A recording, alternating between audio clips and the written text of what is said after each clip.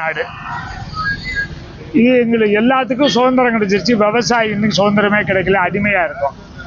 நாங்கள் இங்கேருந்து டெல்லி போய் பிரதம மந்திரியை பார்த்து எங்களுக்கு லாபகரமான விலை கொடுங்க, நீங்கள் சொன்ன மாதிரி நதிகளை இணைங்க, கோதாவரி காவிரியை, விவசாயிக்கு பென்ஷன் கொடுங்க, கார்பரேட் கம்பெனிக்கு 24 லட்சம் கோடி தள்ளுபடி பண்ணுங்க, எங்களுக்கு விவசாயிக்கு தள்ளுபடி கொடுத்துருங்க. பையன்லாம் படிக்கிறதுக்கு கல்வி கடன் வாங்கியிருக்கான், ஆனால் வேலை கிடைக்கல, அதனால் கடனை அடைக்க முடியல, தள்ளுபடி பண்ணுங்கன்னு கேட்கலான்னு இருந்தோம்.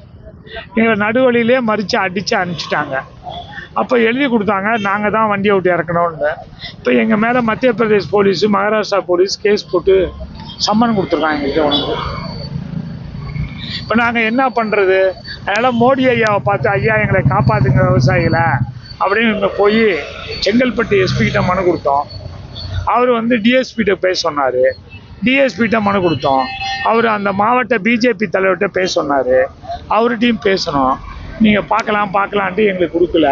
அதனால் விவசாயிகளை பார்க்க மறுக்கின்ற மோடி ஐயாவை கண்டித்து இங்கே நாங்கள்லாம் வந்து உட்காந்துருக்கோம். இந்து விவசாயிகள் நாங்கள் வந்து ஒன்றும் இல்லை. இப்போ இந்துக்களுக்கு உதவி பண்ணுறேன்னு மோடி ஐயா சொல்கிறாரு. ஆனால் 70 கோடி இந்துக்கள் வாங்கிய 1 லட்சம் கோடியை தள்ளுபடி பண்ண மாட்டேங்கிறாரு. ஆனால் கார்பரேட் கம்பெனிக்கு 24 லட்சம் கோடியை தள்ளுபடி பண்ணிட்டாங்க. அதனால் எங்களையும் காப்பாற்றுங்கள் என்பதற்காக தான் இங்கே நாங்கள் அமர்ந்திருக்கிறோம். இந்த போராட்டம் வந்து ஒரு சிலர் உண்ணாவிரதம், ஒரு சிலர் காத்திருக்கும் போராட்டம். 15 நாளாக இருந்தாலும் இதை விட்டு எழுந்திருக்க போவதில்லை. இங்கே தான் காத்திருக்கும் போராட்டம். ஏதாவது கேள்வி கேட்குதான் கேளுங்க. இன்னைக்கு வர்ற மோடியை போய் பார்க்குற மாதிரி பிளான் இருக்கு? ஆமாம், கேட்டோம்ப்பா, எழுதி கொடுத்தோம்.